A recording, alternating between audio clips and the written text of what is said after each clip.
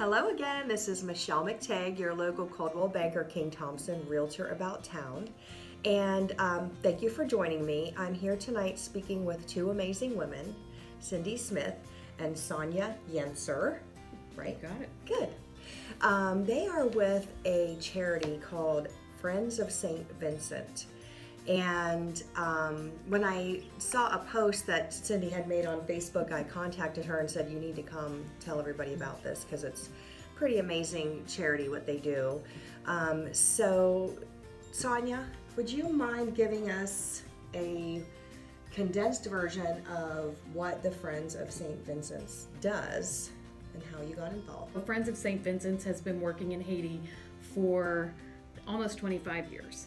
And we work at a place called St. Vincent's Center for Children with Disabilities. They just recently changed their name. And it is a facility that teaches children who are blind, deaf, missing limbs, and some of them have some, mild cognitive issues. And we've been working there, for quite some time. We are a 501c3, and we provide educational opportunities. We help with health and their well-being, as well as there are some permanent residents there who have gone through the educational program but don't really have a place to go. They are orphaned by their families, and they're now just permanent residents. So we are working on offering them vocational training, as well as eventually creating a group home where they can all live together. Right. And Haiti is not like the United States where if you need vocational training, there's a place for that. There's a school for that. There's a group for that. It's also not like the United States where there's children's services or health care provided for the general public. So you're kind of filling in a gap there. Absolutely. Not kind of, you are filling in Absolutely. a gap there. Yeah, there are very, very few social services, especially in regard to people with disabilities. There is no equivalent to our ADA. So even if you do happen to have somebody who can provide you with a wheelchair, you probably can't get into buildings anyway. You probably can't use it. So that's an issue. Yeah. Tell me what it is that drives you to continue to be involved and continue to go back. The people, the kids. We were talking a little bit earlier, and I always say when I talk about my Haitian friends, I call them my Haitian family. That it is truly an extension of our own family.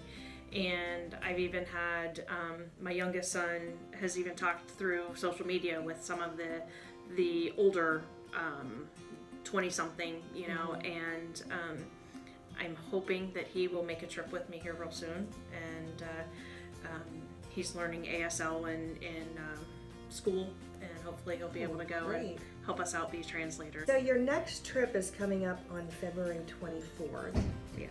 So you'll be leaving then. What if there's anybody out there who's watching and this is tugging on their heart, and they're hearing, maybe God say, you really need to get involved with this. What do you need for this upcoming trip to make it a success? We have already secured most of the physical supplies that we need. There are just a few odds and ends, but they're very small. But in all honesty, monetary donations would be the best way to help.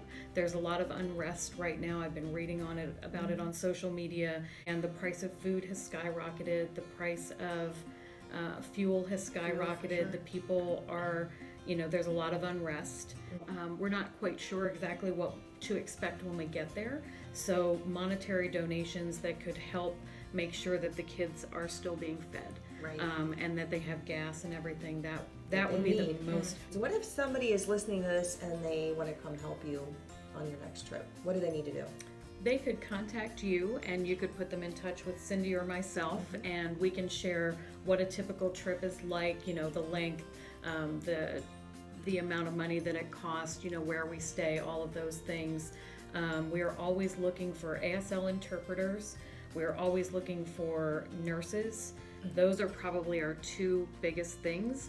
Occupational therapists, and just people with big hearts. That's really the biggest thing, is people who are flexible, because you never know what you're going to encounter. Well, I really appreciate you two joining me, and I'd be happy to do another interview when you get back so we can share results. That would be A awesome. follow-up interview will be coming up here in March at some point. Well, thank you for joining me today for another interview with some of our amazing people here in Pickerington. I appreciate your time.